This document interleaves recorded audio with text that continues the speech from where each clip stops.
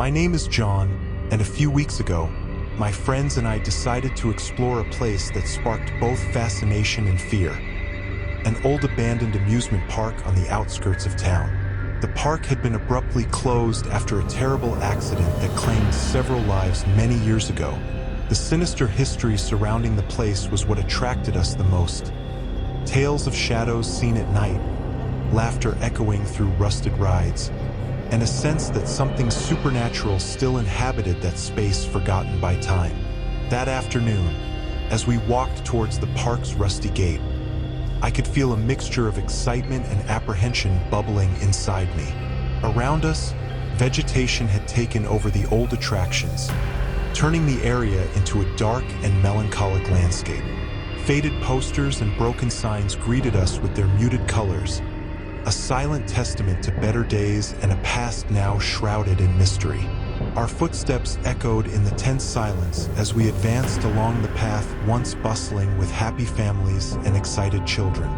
My friends nervously chuckled, trying to dispel the heavy atmosphere that hung over us. But I knew we all shared the same unease. What would we find inside? Was there anything beyond the scary stories we had heard? We reached the rusty gate, which creaked menacingly as we pushed it open. The park stretched out before us like a labyrinth of forgotten memories and potential nightmares. With an exchanged glance between us, my friends and I ventured into that abandoned world, leaving behind the safety of the afternoon sun and plunging into the shadow of what was to come. As we passed through the rusty gate, we were greeted by an atmosphere that immediately enveloped us in a disturbing silence. The air felt heavy with an energy as if the park itself was breathing with us, observing our intrusion into its abandoned domain. Rusted rides loomed ahead of us, silent witnesses to a past of fun now slowly deteriorating. Upside-down roller coaster cars, rusty swings swaying in the ghostly wind that whispered through the surrounding trees. Every step we took echoed like a melancholic refrain through the broken and desolate structures. The posters, once vibrant with bright colors and invitations to joy, were now mere shadows of their former splendor. Faded words and images, like silent murmurs of a past era of happiness, abruptly interrupted. My friends and I exchanged glances, a mix of curiosity and apprehension painting our faces. The energy of the place was palpable, as if we were being watched by something beyond the visible. Nervous laughter escaped our throats, feeble attempts to dissipate the tension that was beginning to weigh on our shoulders. We continued our journey through the park, our steps echoing on the brittle ground covered in dry leaves.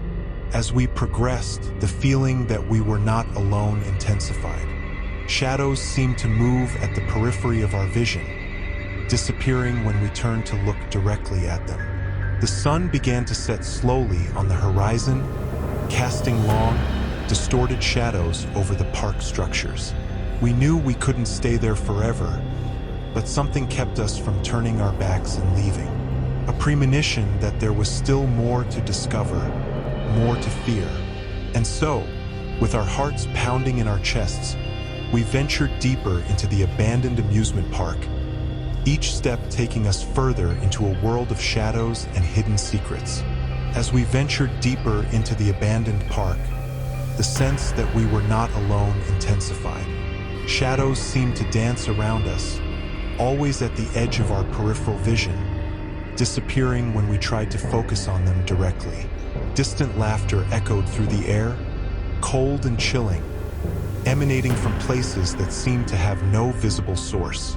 At times, we caught glimpses of fleeting figures dressed in clown costumes. Their colorful clothes and painted smiles seemed out of place and disturbing amid the rusted and crumbling structures. However, whenever we attempted to approach or follow the footsteps of these figures, they vanished like smoke, leaving only the echo of their laughter in the twilight mist. My friends and I exchanged nervous glances and whispered concerns. Were we all seeing the same things? Or was the charged atmosphere of the park beginning to play tricks on our minds? inducing hallucinations of fear and paranoia? We continued our exploration cautiously, each step bringing us closer to the dark heart of the park. Around every corner, we hoped to find a logical explanation for the disturbing visions haunting our group. But the park seemed determined to keep its secrets hidden, enveloping us further in a mystery that grew more sinister with each step.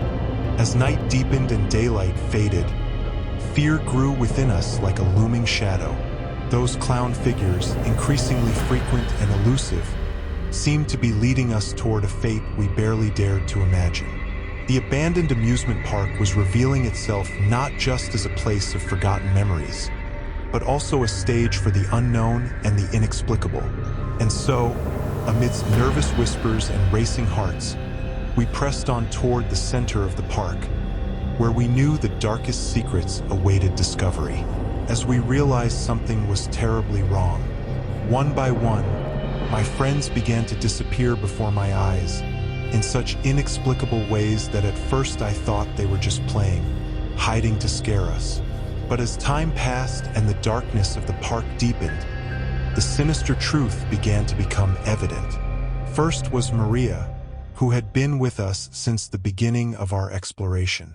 She simply vanished while we were examining an old shooting gallery booth, her voice echoing like a distant echo before fading completely. We called out for her, ran through worn corridors and among rusty rides, but found no trace of her. Next was Carl, who separated to investigate laughter emanating from the tunnel of a deactivated roller coaster.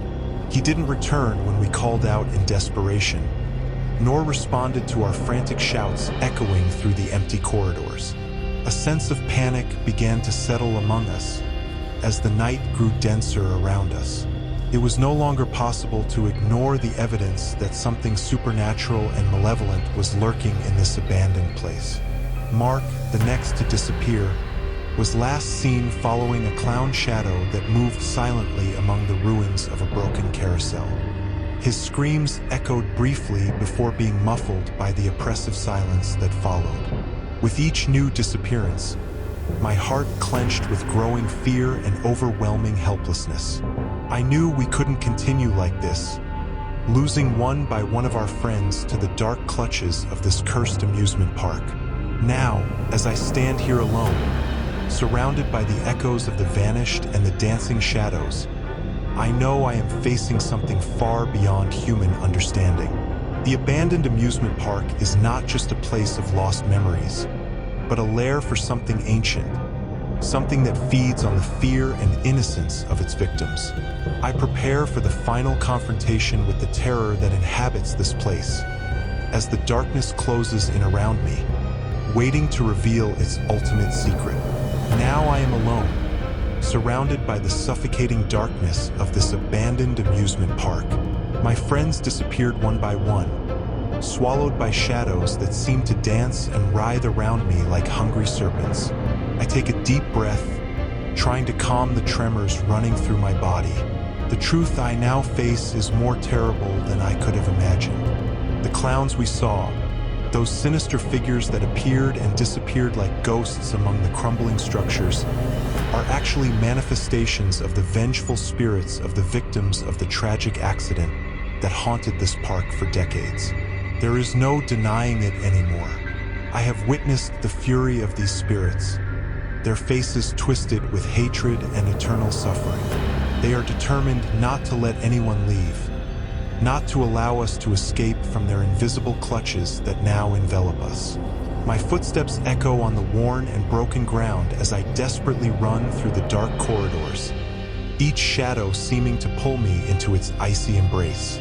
Insane laughter resonates in my ears, sometimes whispering words I can barely comprehend, but which fill me with deep anguish.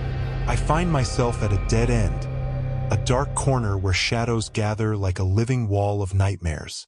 Ahead of me, I see the distorted forms of the clowns, their macabre smiles opening up to me like portals to the unknown. I take another deep breath, summoning courage I didn't know I possessed.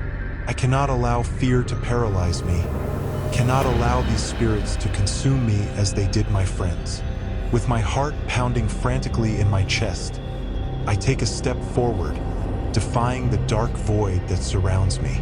The clowns advance, their hands outstretched in twisted gestures of welcome. I run, dodging their ghostly claws trying to grab me, the laughter intensifying as I near the freedom that is so close yet so far. A final surge of courage carries me beyond the last gate, back into the faint moonlight shining over the abandoned amusement park. I glance back as I flee, watching the shadows of the clowns disperse like smoke in the wind, their laughter echoing like a lament in the silent night. I narrowly escaped, leaving behind the mysteries and horrors that inhabit this cursed place.